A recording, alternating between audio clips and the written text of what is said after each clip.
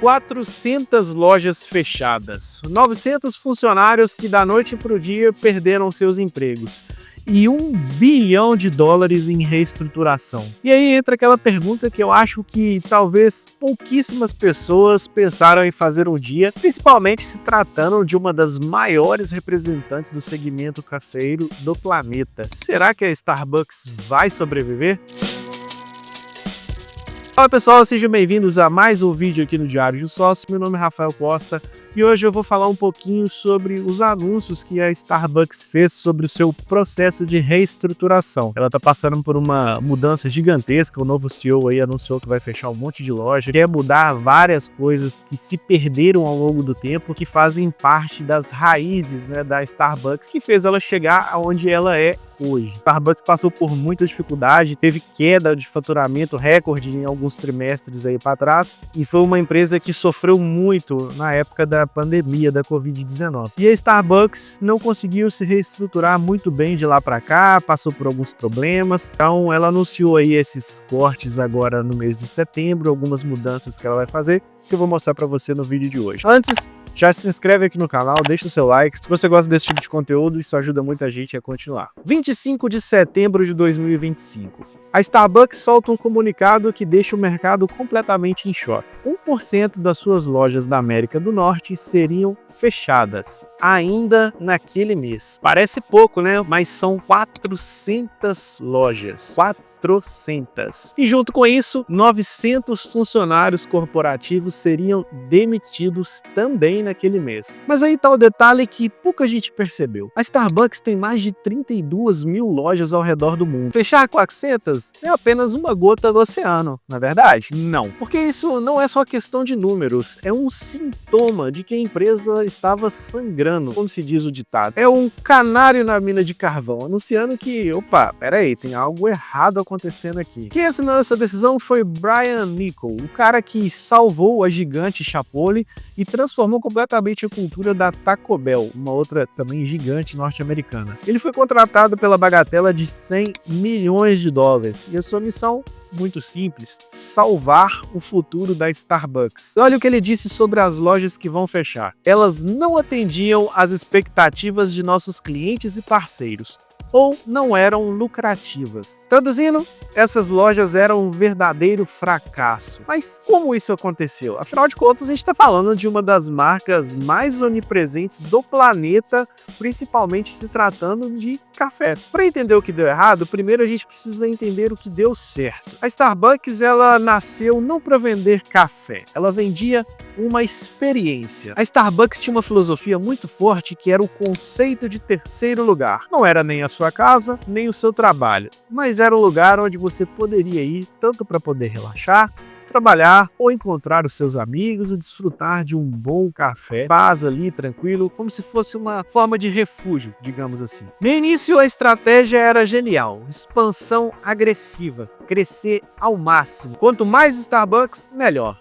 A ideia era que você nunca ficasse longe do seu famoso frappuccino. Por um bom tempo isso funcionou. Durante décadas, na verdade, funcionou. Mas aí que começou o problema. A empresa começou a ficar completamente obcecada por crescimento. E os critérios que antes para você abrir uma loja eram muito fiscalizados, começaram a ser deixados completamente de lado. Shoppings vazios, esquinas sem movimentos, lojas dentro de outras lojas, qualquer lugar servia. A qualidade da localização simplesmente deixou de importar. E o que mais importava naquele momento eram apenas números. Mais e mais e mais lojas. Quanto mais lojas, melhor. E aí vem um ponto crucial na vida de muitas empresas que impactou mundialmente todo mundo. Se você é empreendedor, com certeza você passou por isso e com a Starbucks não foi diferente.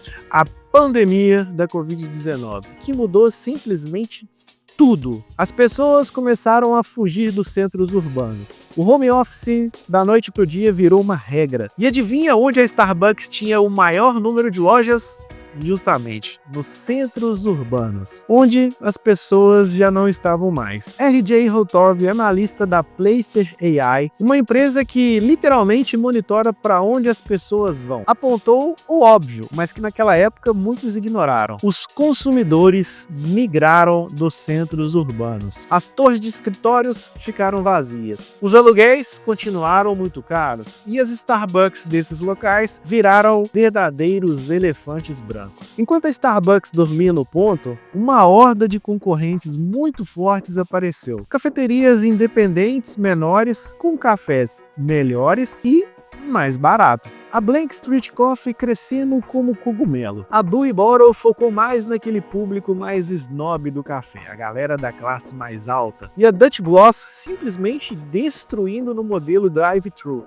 Algo que a Starbucks demorou décadas para entender e era um dos seus pontos fracos. A Starbucks não dominava muito bem a questão do drive-thru. E da noite para o dia, a Starbucks não era mais a única opção. E em muitos lugares, na verdade, ela não era mais nem sequer a melhor opção. E aqui fica ainda pior. Uma pesquisa da UBS, com 1.600 consumidores, mostrou algo brutal.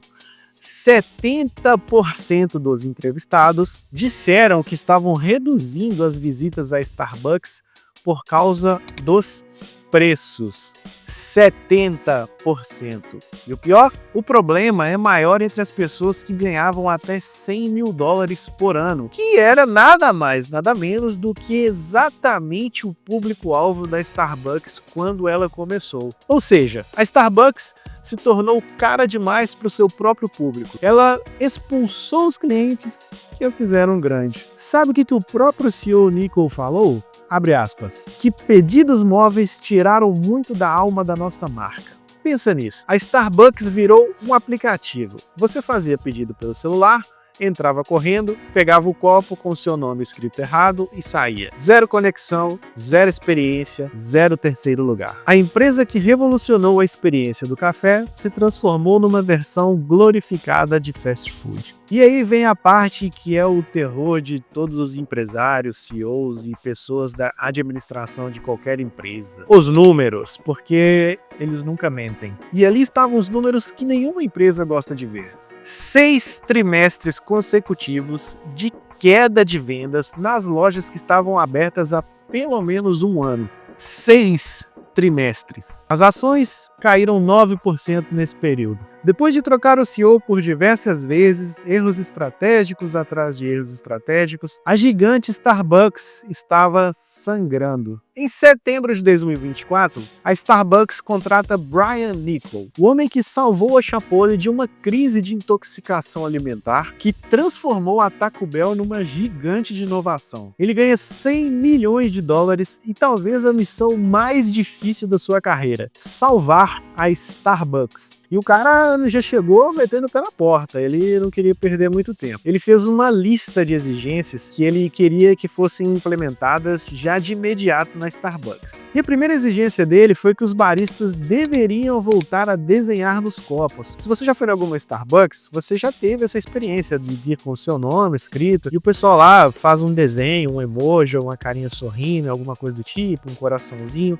Isso era algo da alma da Starbucks, né? Desde o início a Starbucks tinha isso muito forte, fazia parte da experiência deles. E é algo que havia sido abandonado. Então, a primeira exigência do Brian foi que os baristas voltassem com essa prática. A segunda exigência que tinha deixado de existir na Starbucks e deveriam voltar imediatamente eram as estações de leite e açúcar. Parece bobagem? Mas não é. Na verdade, é voltar a dar controle para o cliente. A terceira exigência dele foi cortar 30% de todo o cardápio do Starbucks. Com isso, a ideia dele era menos opções, mais foco e mais excelência na execução. A quarta exigência dele foi acabar com aquela política que a Starbucks tinha de que qualquer um poderia ter acesso aos seus banheiros. Isso tinha virado um problema enorme de segurança e limpeza para a Starbucks. E foi uma exigência do Brian que não era simplesmente qualquer um chegar e poder usar o banheiro como era antigamente.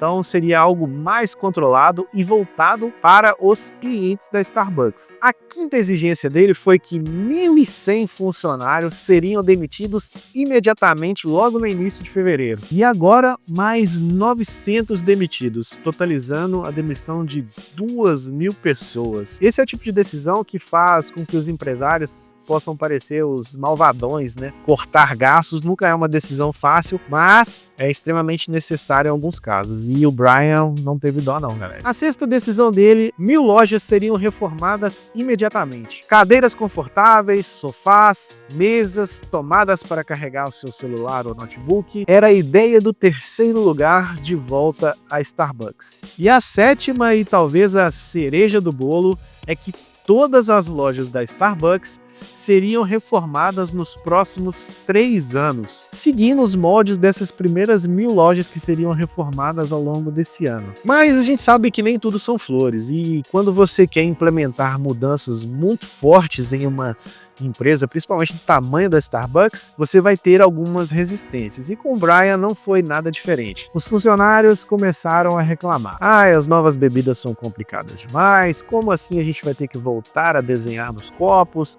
Estão exigindo muito da gente, nós vamos ter que trabalhar mais, como assim? Porque estão colocando em cima dos nossos ombros toda essa responsabilidade? Não dá para exigir excelência e sobrecarregar a equipe ao mesmo tempo. Peter Saleh, analista da BTIG, disse algo muito importante. A recuperação está levando mais tempo do que esperávamos. Provavelmente até o início ou meados de 2026. Ou seja, não vai ser rápido. Mas ele também disse algo muito interessante. Quando essas mudanças começarem a funcionar, o impacto será significativo. Então, o que a história da Starbucks nos ensina? Crescer por crescer não funciona. A Starbucks cresceu de forma desenfreada e abriu diversas lojas em lugares horríveis. O resultado, essas lojas deram prejuízo e agora serão fechadas. A Starbucks também nos ensinou que você nunca deve perder a alma do seu negócio. Ela esqueceu que vendia uma experiência e se tornou em um aplicativo genérico de pedidos. Ela perdeu a mágica. Também nos mostrou que preço tem sim limite. Você pode aumentar os preços do seu negócio e muitas das vezes deve, mas quando 70% do seu público começa a reclamar e dizer que a sua qualidade não acompanha o aumento de preços, algo está muito errado. Outra lição muito importante é: a sua empresa precisa se adaptar. A pandemia nos mostrou isso de uma maneira muito impactante. Empresas que não se adaptaram sofreram muito. O digital deixou de ser uma opção e passou a ser algo obrigatório. E as empresas que não se adaptaram, algumas não resistiram, infelizmente fecharam as suas portas, e outras acabaram se endividando, passando por muitas dificuldades. Mas há também aquelas empresas que entenderam o jogo e conseguiram adaptar e acabaram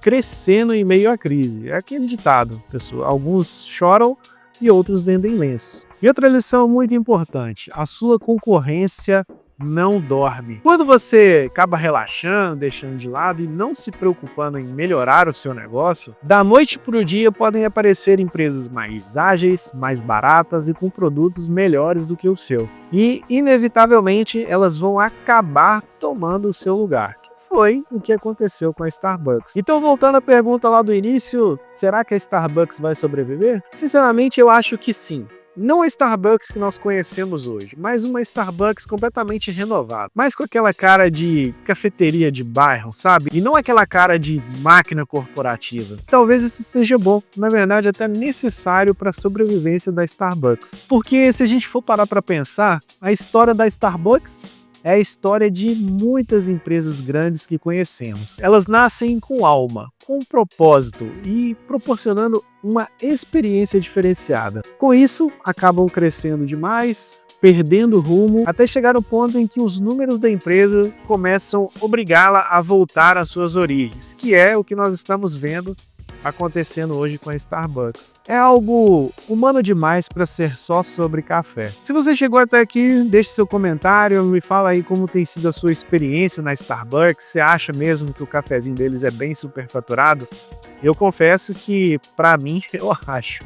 Você pagar 14, 15 reais num copo de café que não é lá dos melhores, principalmente a gente que trabalha com café, entende sobre qualidade, você sabe que o café da Starbucks não é lá aquelas coisas. E se essa análise fez sentido para você, compartilha o vídeo, se inscreve aqui no nosso canal, deixe seu comentário sobre o que você acha, se você gosta da Starbucks, se você frequenta e qual a sua opinião aí para o futuro dessa gigante, né, pessoal? A gente que é do segmento de café torce para que a Starbucks consiga aí entrar nos trilhos novamente, porque é a maior representante de café do mundo. Não tem como.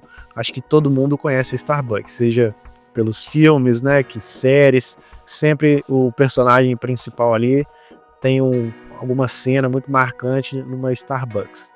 Então, pra gente que é do segmento, a gente torce muito aí para que a empresa consiga reencontrar o seu caminho e continuar firme e crescendo aí ao longo dos anos, beleza? Espero que você tenha gostado do vídeo, um abraço e até o próximo.